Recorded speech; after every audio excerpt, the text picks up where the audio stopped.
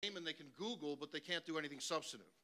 That they don't have technology skills that go beyond, many of them, beyond the realm of gaming and Google. What can you tell us about that? Certainly, I would say this is a generational rift. And let me just tell you a personal story. I grew up in Saskatchewan in Canada, an agrarian society. By the way, anybody around me would have said I sucked. I couldn't throw bales. I couldn't farm very well. I live in New York City now, and in the media capital of the world, I do quite well. I think that the future will be much more their environment than our environment. And so I think that the skill deficits that you would say are glaringly apparent amongst this generation will, over time, be less of a problem. Okay, great. Let's go to the video, then we're going to bring up the panel.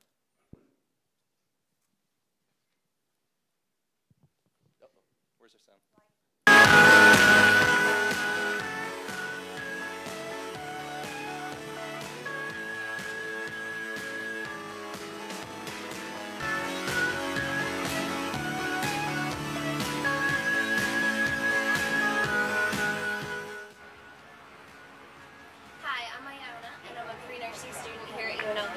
Show you around. Well, first I want to introduce you to our university library computer lab. We're running on Gateway computers that are running Windows XP Professional. You may ask, why would I use this instead of bringing my own laptop from home? A lot of times the universities have files. These files are really large, and unless you're on campus or even using one of their computers, they can take up to hours to download. Why would you want to do that at home? One important thing that we always bring with us, though, is a trusty USB port. Just plug it right in. What else do I need? I can download it from here on here, and I'm good to go. This is a cool new little tool that they've put in the university for us. It's supposed to help you find available computers. You go to the floor that you want, and it shows you what's available and what's in use. The problem is, sometimes these computers don't always stay offline. They'll say that they're available, but they won't be working. This computer in the corner hasn't been working for about a month.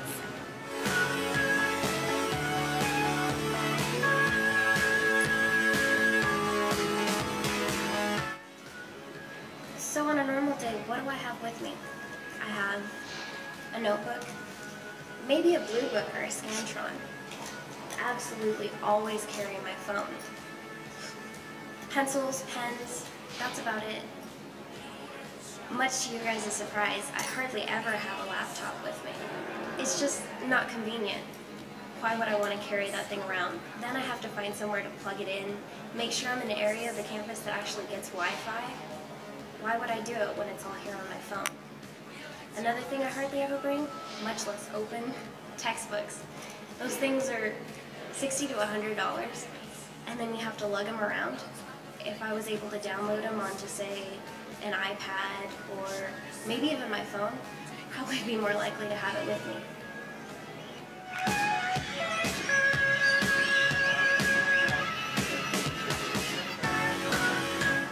Well, that's it for my tour of UNLV. I bet you guys all have questions about how else we might use technology, or maybe something I didn't talk about.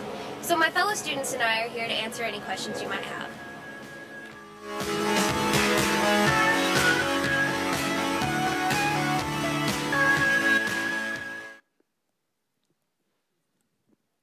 All right, well, meet our panelists.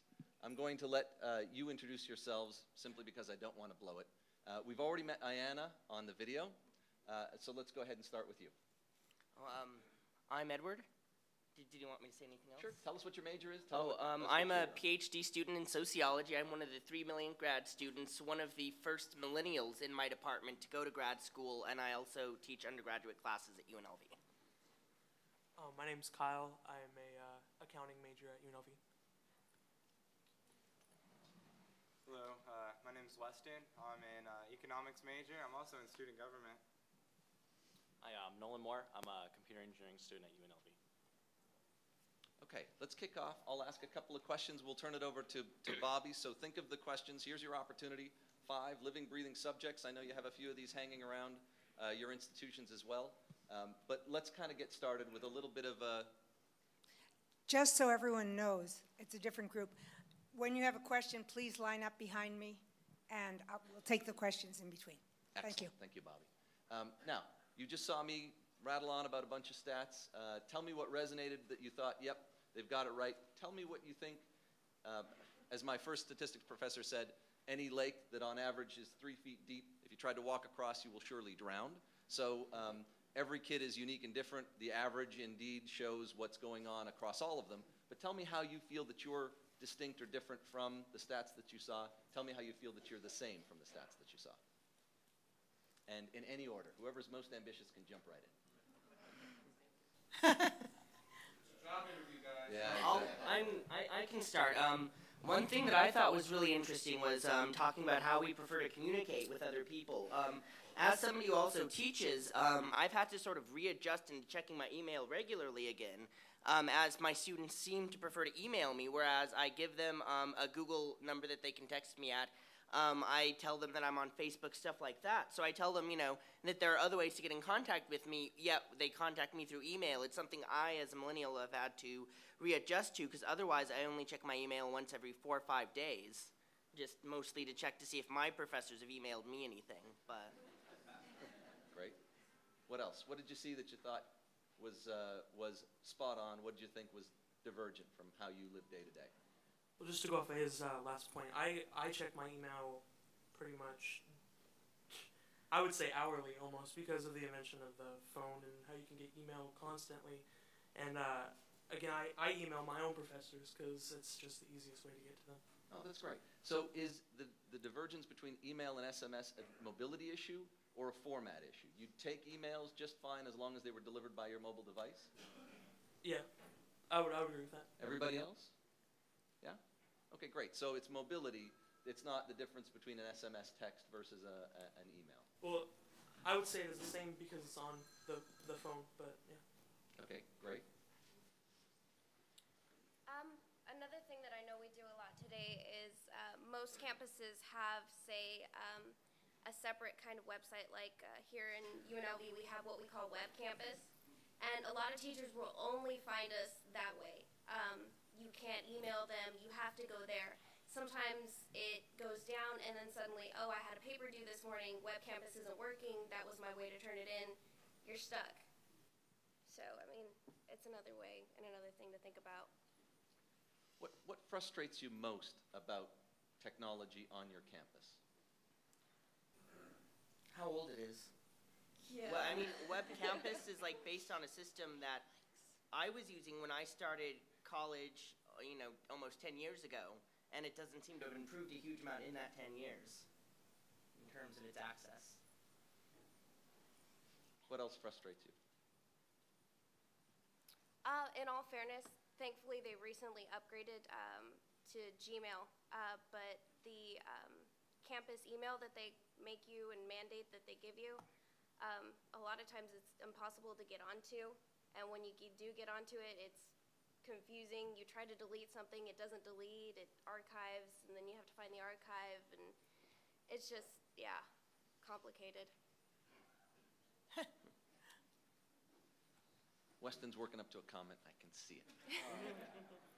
I was going to say, I'm not that frustrated by the technology options offered at my school. I mean, I know the options that are there. I mean, they're tried and tested and proven. They're easy to access, and I try to simplify things, you know, keep it, you know, where I only know 2 or 3 things and have my information and resources in 2 or 3 different spots, so. Okay. Yeah, generally the technology's pretty good there. I haven't had many problems with it yet. Yeah. What year are you in? I'm a junior. Great. I was going to say, a lot about the technology options, like you keep it so basic so that way you can transfer devices on your own. Like if your teacher like gives you a PowerPoint presentation to study from, like I have the option of just going to the school computers and, you know, accessing that from my email or downloading it from the Web Campus program and converting it into whatever format that's the most like easily accessible for me. Like what my favorite method would be, like I could convert it to a PDF file and like put it on a Kindle, something small, easy to carry around. Like when you keep it in a, you know, basic, simple format, like you can easily switch devices. Okay. I'm going to wind down with one last question, and then we'll open it up to the floor.